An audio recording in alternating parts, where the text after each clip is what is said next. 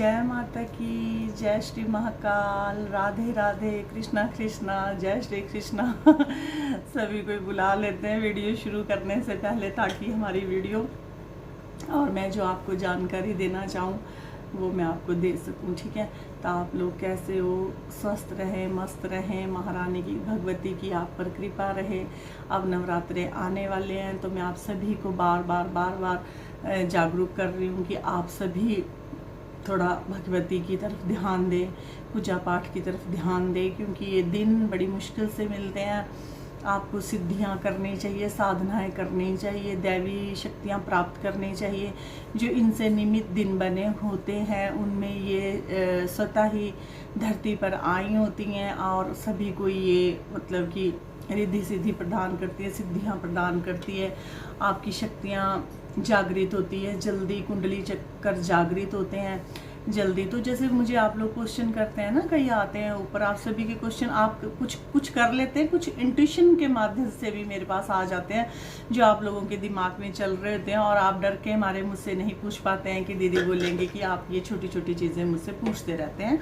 तो मैं वीडियो के माध्यम से आप सभी को ही बता देती हूँ। ठीक है, जैसे आप कहते हो ना कि भी हमें भी सिद्धि प्राप्त है। कई बार आप कहने लग जाते हैं कि माता रानी ने मुझे ऐसे किया, माता रानी ने मुझे वैसे किया। अगर मैं किसी को कुछ बोलती हूँ तो वो हो जाता है, या मुझे पहले ही किसी चीज़ का आभास होता है, मुझे इंट्यूशन होती है, मेरे साथ कौन सी शक्ति चलती है, मैं पूजा करती हूँ। तो जैसे कई लोग पूजा करते हैं, उन्हें पता ही नहीं होता कि सिद्धि क्या है, तो हमारे साथ प्रत्यक्ष रूप से चल रही है कि अप्रत्यक्ष रूप से चल रही है, तो क्या होता है। अब जैसे हम लोग होते हैं, हम साधक बन जाते हैं, हम दूसरे को हील करते हैं, तो आप लोगों के अंदर भी थोड़ा थोड़ा सभी के ही अंदर होता है जो निश्चल आत्मा होती है।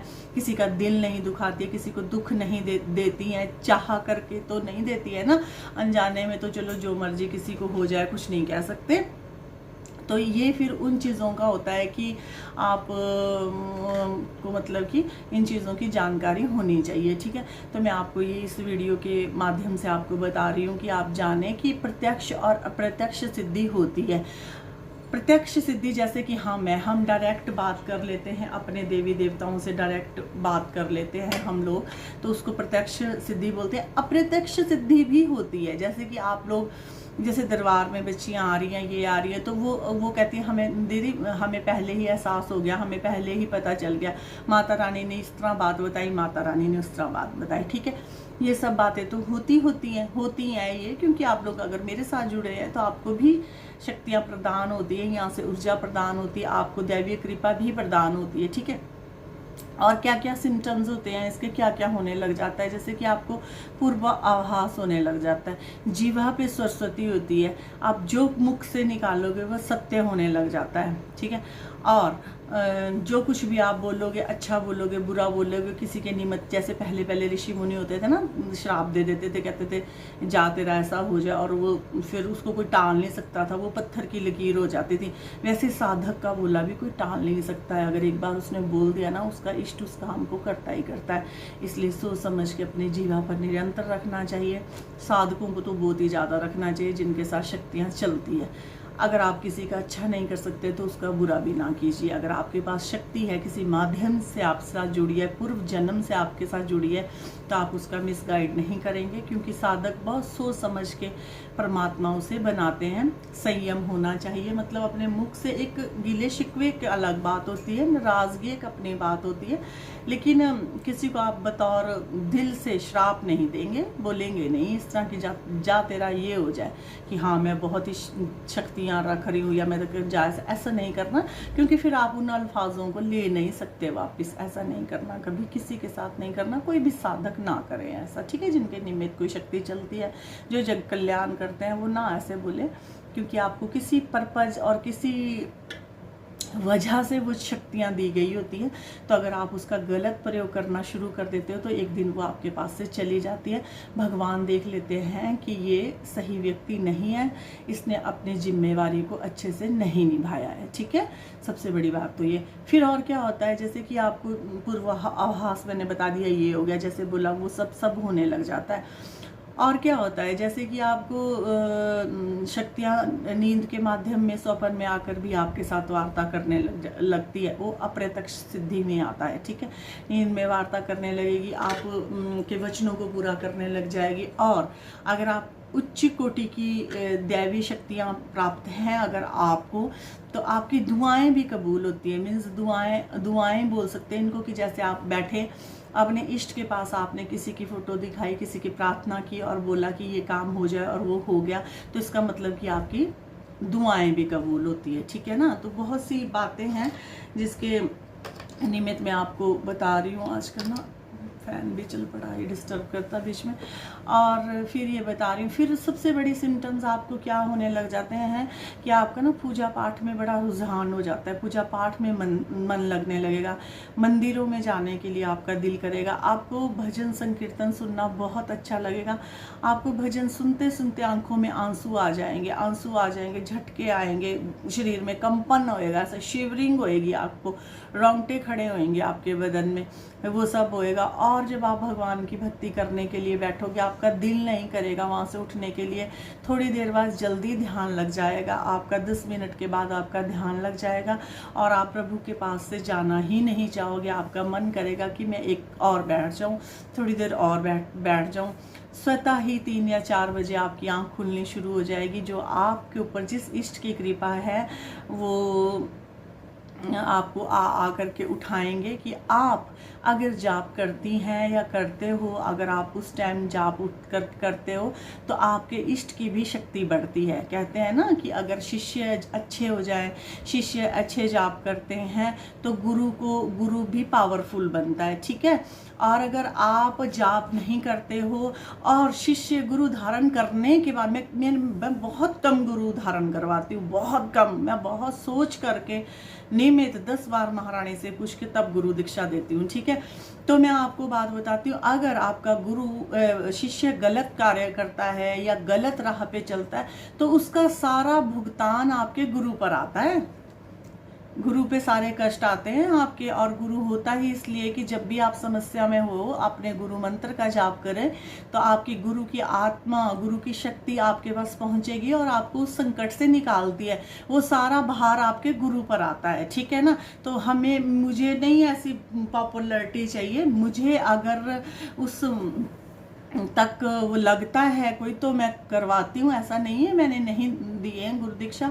बहुत अड़ियाँ करने के बाद मैंने दी है, अदरवाइज मैं इस पे बिलीव ही नहीं रखती। और सबसे बड़ी बात तो ये है कि मैं अपने आप को अभी इतना काबिल ही नहीं समझती हूँ। ठीक है, मैं संसार का भला कर रही हूँ, चुटकियों में करती हूँ, समस्त लोगों के संकट काटती हूँ, सब कुछ मेरे पास वो काबिलियत है जो एक अच्छे गुरु में होने चाहिए। लेकिन मेरा मन नहीं मानता कि मैं इतनी बड़ी महान हस्ती बनना, मुझे बस बनना ही नहीं चाहती मैं, सीधी बात है ये। क्योंकि जैसा आप चाहते हो वैसा आपको आगे सामने वाला उस हिसाब से रिएक्ट आपके साथ नहीं करता है, तो आपकी अंतर आत्मा भी दुखती है। और उनका, मैं बता रही हूँ आपको कि उनका कर्म भी गुरु को भुगतान करना पड़ता है। ठीक है ना।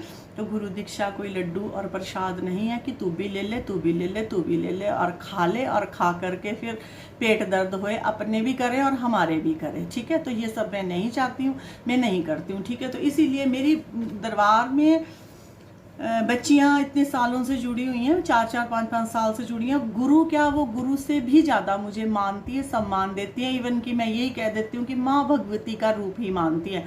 हर टाइम जाप करने के बाद वो मुझे ही याद करती है, वो मुझे इस चीज़ का पता है। लेकिन मैं यूँ नहीं गुरु धारण उन्हें करवाती हूँ कि तुम्हारे कर्म तुम्हारे साथ, मैं गुरु ही हूँ तुम्हारा। जब तुमने मान लिया मुझे, जब तुमने मान ही लिया मैं हूँ, धारण दूरण करवाने से क्या है, मुझे नहीं चाहिए किसी का कुछ नहीं। जब तुमने मान लिया मैं हूँ, बात सिर्फ दिल के तारों की होती है। दिल से दिल के तार जुड़ जाते हैं, दिल से दिल के किसी के लिए प्रेम होता है तो वो प्रेम है, उस बंधन को नहीं कोई तोड़ सकता।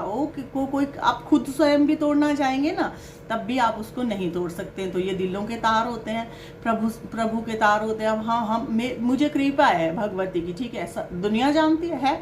उसके लिए अगर कोई कुछ कितना ही बोले, कितने गलत अल्फाज मेरे लिए निकाले, या वो कितने ही एफर्ट्स करें कि मेरी माँ को, भगवती को, देवी देवताओं को मेरे पास आने से रोके, कितने ही बंधन करें, कितना ही वो मुझे टॉर्चर करें, और तो दिल का प्यार को ख़त्म नहीं कर सकते। कई धराशायी हो गए, मुझे गिराते गिराते, तोड़ते तोड़ते, बड़ी बड़ी सिद्धियां लोगों की भस्म होगी इसी कार्य में कि हाँ मेरे साथ तो मेरा प्यार दिल से है। मैंने कभी प्रोफेशनल के लिए देवी देवताओं की पूजा नहीं की है, कभी मैंने अपने को वो करने के लिए नहीं की है। मेरा प्यार दिल से है ना, तो कोई तोड़ ही नहीं सका, कोई तोड़ ही नहीं सका, कोई तोड़ ही नहीं सका। 50 बार बंधन किए, 50 बार गद्दियां बांधी, 50 बार गंदी चीजें शरीर को गंदा करने के लिए छोड़ी कि दैवीय शक्तियां नहीं आई। मेरी हर जगह भगवान ने रक्षा की, हर जगह भगवान, मैं नहीं कर सकती, मेरे लिए कोई भेजा प्रभु ने रक्षा करने के लिए। वो जानते हैं जिन्होंने ये कार्य करे, सबसे पहले मेरा वीडियो देखते हैं, सबसे पहले मेरा वीडियो देखते हैं जिन्होंने ये कार्य किए हैं, और अब तक भी करते हैं, अब तक भी करते हैं। तो मेरा दिल का प्यार है, और आज का नहीं है, ये मेरा बचपन का है। आज का नहीं है, ये मेरा बचपन का है, ठीक है ना। उसी के निमित्त में यहाँ पहुंची है। एकदम से नहीं कोई भी व्यक्ति झाड़ पर चढ़ता है, बरसों लगते हैं, बरसों की तपस्या लगती है। कितनी बार कांच और कांटों पे चल करके पैरों से खून निकला है, तब जा करके उस माउंटेन पे पहुंचता है व्यक्ति, है ना, ठीक है। तो इतना सरल नहीं है, इतना इजी नहीं है, और कितना ही कोई करे, कितना ही कोई करे, अगर आपका प्यार सच्चा है उसको आँच नहीं है, सच को आँच नहीं है, ठीक है। झूठ हमेशा झूठ रहेगा, सच हमेशा सच रहता है। ये आज की बात नहीं है, सच को दुख बहुत होते हैं, सच को दुख बहुत होते हैं, लेकिन सच सच ही रहता है, ठीक है। जैसे बदबू नहीं कहीं छुपती है, वहाँ खुशबू भी कहीं नहीं छुपती है, वो उभर के इस तरह ही आती है। खुशबू होगी तो महकाएगी ज़रूर, कन कन को महकाएगी, तन तन को महकाएगी, हर एक आत्मा को महकाएगी, ठीक है ना। तो जिसके निमित्त मैंने आपको बताना था कि ये थोड़े सिम्टम्स होते हैं, तो आप सभी के साथ भी सिद्धियां हो सकती हैं। अगर आपके साथ थोड़े बहुत ये भी हैं, तो आपके साथ भी कोई प्रत्यक्ष अप्रत्यक्ष शक्ति चलती है। किसी के साथ कुछ भी नहीं चलता होगा, तो मेरे दरबार के साथ, मेरी बच्चियों के साथ मेरी माँ भगवती चलती है, उसका मैं पूरा प्रमाण देती हूँ। मेरे बोलते टाइम भी रोंगटे खड़े हो रहे हैं, माँ अपना प्रमाण देती है कि हाँ मैं चलती हूँ, ठीक है। तो आप सभी खुश रहिए, स्वस्थ रहिए, मेरी छत्र छाया में हमेशा गरजती रहें और बरसती रहें, ठीक है। और मैं माँ की छत्र छाया में रहूं और आप मेरी छत्र छाया में रहें, ठीक है। तो जय माता की, जय श्री महाकाल, जय श्री कृष्णा, राधे राधे।